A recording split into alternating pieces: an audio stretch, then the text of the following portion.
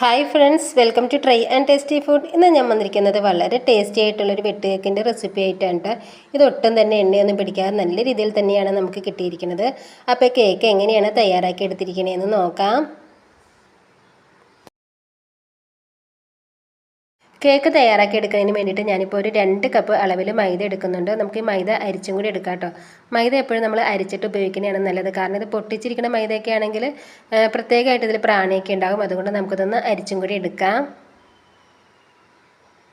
ഇനി ഒരു 1/4 കപ്പ് അളവിൽ റവ ചേർത്ത് കൊടുക്കാം. 1/4 ടീസ്പൂൺ അളവിൽ ബേക്കിംഗ് സോഡ ചേർത്ത് കൊടുക്കാം. 1/4 ടീസ്പൂൺ അളവിൽ ഉപ്പും കൂടി ചേർത്ത് കൊടുക്കാം. എന്നിട്ട് നമുക്ക് ഈ പൊടികളൊക്കെ നല്ല രീതിയിൽ തന്നെ ഒന്ന് മിക്സ് ചെയ്തെടുക്കാം.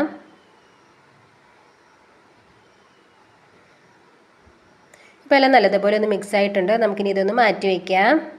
നമ്മുടെ കേക്കിലേക്ക് മധുരത്തിന് ആവശ്യമായിട്ട് ഞാനൊരു 1/4 കപ്പ് പഞ്ചസാരയാണ് എടുത്തിരിക്കുന്നത്. ഇനി നമുക്കത് മിക്സിയുടെ ജാറിലേക്ക് ഇട്ട് കൊടുത്തിട്ട് നല്ലതുപോലെ ഒന്ന് പൊടിച്ചെടുക്കാം. ഇപ്പോൾ പഞ്ചസാര ഒന്ന് പൊടിച്ചെടുത്തിട്ടുണ്ട്. ഇതിലേക്ക് ഞാനൊരു 1/2 ടീസ്പൂൺ അളവിൽ ഏലക്ക പൊടിച്ചതാണ് ചേർത്ത് കൊടുക്കുന്നത്. ഇതേപോലെ പൊടിച്ചത് ഇല്ലയെന്നുണ്ടെങ്കിൽ ഒരു 3 ഏലക്കയുടെ തൊണ്ടൊന്ന് മാറ്റിയിട്ടൊന്ന് പൊടിച്ച് ചേർത്താൽ മതി. ഇനി നമുക്കൊരു 2 മുട്ടയും കൂടി ഒന്ന് പൊട്ടിച്ച് ചേർത്ത് കൊടുക്കാം. മുട്ടയും കൂടി ചേർത്ത് കൊടുത്തിട്ട് വീണ്ടും ഇത് നല്ലതുപോലെ ഒന്ന് അടിച്ചെടുക്കാം.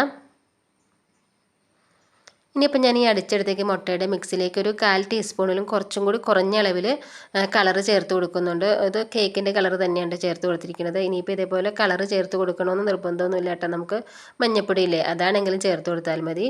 എന്നിട്ട് വീണ്ടും ഒന്ന് നല്ലതുപോലെ ഇതൊന്ന് അടിച്ചെടുക്കാം.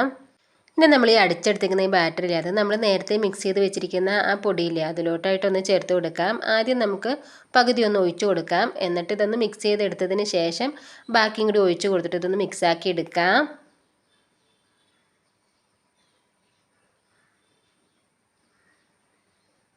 ഇപ്പോൾ എല്ലാം നല്ലതുപോലെ നമ്മൾ മിക്സാക്കി എടുത്തിട്ടുണ്ട്. ഇനി നമുക്കിത് കൈ ഉപയോഗിച്ചിട്ട് നല്ലതുപോലെ ഇതൊന്ന് കുഴച്ചെടുക്കാം. ഇനി ഇതിലേക്ക് നമുക്കൊരു കുഴച്ചെടുക്കുന്നതിനൊരു മയമൊക്കെ കിട്ടുന്നതിന് വേണ്ടിയിട്ട് ഒരു കുറച്ച് നെയ്യൊന്ന് ചേർത്ത് കൊടുക്കാം കേട്ടോ. നെയ്യുടെ അളവൊക്കെ നമ്മുടെ ഇഷ്ടമനുസരിച്ച് ചേർത്ത് കൊടുക്കുക. ഞാനിപ്പോൾ ചെറിയൊരു അളവിലാണ് ചേർത്ത് കൊടുത്തിരിക്കുന്നത്. നെയ്യും കൂടി ചേർത്ത് കൊടുത്തിട്ട് നമുക്കത് വീണ്ടും ഒന്ന് നല്ല രീതിയിൽ തന്നെ ഒന്ന് കുഴച്ചെടുക്കാം. ഇപ്പോൾ നമ്മുടെ മാവൊക്കെ നല്ലതുപോലെ ഒന്ന് കുഴച്ചെടുത്തിട്ടുണ്ട്. ഇനി നമുക്കിത് ഒരു കുറച്ച് ടൈമും കൂടി ഒന്ന് കുഴച്ചെടുക്കാം കേട്ടോ. നമ്മൾ ഇതേപോലെ മാവൊന്ന് കുഴച്ച് മയപ്പെടുത്തി എടുക്കുമ്പോഴാണ് കേട്ടോ നമ്മുടെ കേക്ക് നല്ല പെർഫെക്റ്റ് ആയിട്ട് കിട്ടുന്നത്. ഇനി നമുക്കിത് ഒന്ന് ഒരു 10 മിനിറ്റ് ഒന്ന് റെസ്റ്റ് ചെയ്യാൻ മാറ്റി വെച്ചതിന് ശേഷം നമുക്ക് നമ്മുടെ കേക്ക് ഒന്ന് തയ്യാറാക്കി എടുക്കാം. ഇനി നമ്മൾ കുഴച്ച് വെച്ചിരിക്കുന്ന മാവ് ചെറിയൊരു കനം കുറച്ചിട്ട് നമുക്കൊന്ന് പരത്തിയെടുക്കാം. അതിന് വേണ്ടിയിട്ട് ഞാനൊരു സ്റ്റീൽ പ്ലേറ്റിൽ കുറച്ച് മൈദപ്പൊടിയാണ് കേട്ടോ ഒന്ന് വിതറി കൊടുത്തിരിക്കുന്നത്. ഇനി മാവ് വെച്ചിട്ട് ഒരു ചപ്പാത്തി കോൽ ഉപയോഗിച്ചിട്ട് നമുക്കിതൊന്ന് പരത്തിയെടുക്കാം.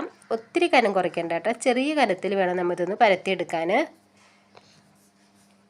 ഇത്രയും മതി കേട്ടോ, ഇതിൽ കൂടുതൽ കനം കുറയ്ക്കേണ്ട. ഇനി നമുക്ക് 1 ഇഞ്ച് അല്ലെങ്കിൽ 1.5 ഇഞ്ചൊക്കെ വീതി വരാൻ പാകത്തിന് ഇതൊന്ന് നീളത്തിൽ കട്ട് ചെയ്തെടുക്കാം. അതിനുശേഷം ഇത് ക്രോസായിട്ട് നമുക്കൊരു ഡയമണ്ട് ഷേപ്പൊക്കെ വരുന്ന രീതിയിലും കൂടി ഒന്ന് കട്ടാക്കി എടുക്കാം. ഇനി ഇതിൽ നിന്നൊരു പീസ് എടുത്തിട്ട് നമുക്ക് ഇതിൻ്റെ സൈഡൊക്കെ ഒന്ന് ഷേപ്പ് ചെയ്ത് കൊടുക്കാം.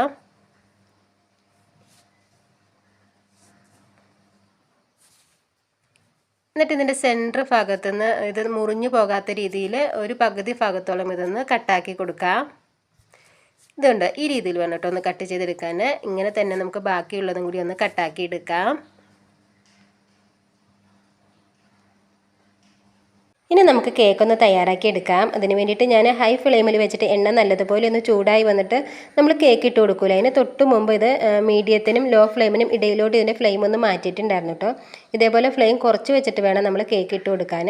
അല്ലെങ്കിൽ ഇതിൻ്റെ പുറംഭാഗമൊക്കെ പെട്ടെന്ന് തന്നെ കളറ് മാറുകയും ഒട്ടും തന്നെ കുക്കായി കിട്ടില്ല കേട്ടോ. അപ്പോൾ കുറച്ച് ടൈം എടുത്തിട്ടാണെങ്കിലും ഇതേപോലെ ലോ ഫ്ലെയിമിൽ വെച്ചിട്ട് നമ്മൾ കേക്ക് തയ്യാറാക്കി എടുക്കുകയാണെങ്കിൽ നല്ല പെർഫെക്റ്റ് ആയിട്ടുള്ള വെട്ട് കേക്ക് നമുക്ക് തയ്യാറാക്കി എടുക്കാൻ പറ്റും.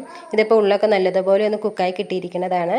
ഈ രീതിയിൽ തന്നെ നമുക്ക് ബാക്കിയുള്ള കേക്കുകളും ഒന്ന് തയ്യാറാക്കി എടുക്കാം.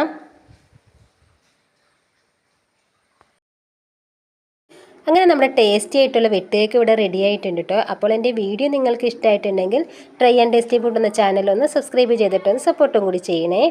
അതിൻ്റെ കൂടെ ലൈക്ക് ചെയ്യുകയും ഷെയർ ചെയ്യുകയും നിങ്ങളുടെ വിലപ്പെട്ട അഭിപ്രായങ്ങൾ അറിയിക്കുകയും കൂടി ചെയ്യണം കേട്ടോ.